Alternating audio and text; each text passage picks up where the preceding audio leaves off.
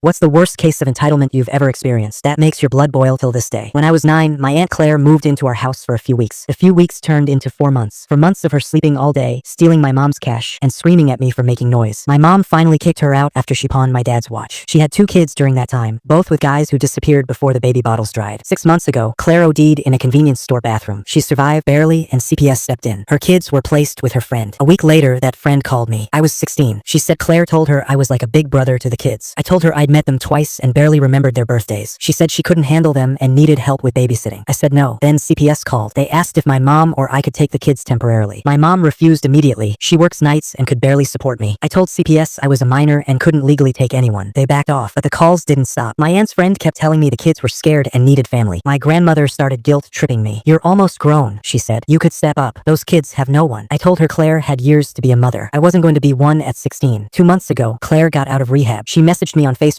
a full paragraph about how she was reborn, how she wanted a second chance, and how I could prove I wasn't like the rest of the family by helping her with her kids. She wanted me to come over after school 3 days a week to watch them so she could look for work. I said no. She said I was cruel, that I owed her because she stood up for me as a kid. I didn't answer. My mom told her to stop contacting me. Claire didn't listen. Last week, she showed up at my school. She stood right by the gate with her kids, crying loud enough that teachers stared. She said I'd abandoned them. She told me I was their only hope. I told her that wasn't true because they had a mother and she needed to act like one. She said she couldn't do it alone. I told her she tried doing everything alone except the one thing that mattered, raising her kids. I walked away. A teacher escorted her off campus. Now my grandma says I'm cold-hearted and not the man she thought I was. Some cousins are saying I'm evil for not keeping the kids in the family, but I'm still 16. I don't have money. I don't have a car. I feel bad for the kids, but I'm not their father. I'm not their guardian, and I'm not a replacement for a woman who still blames everyone but herself.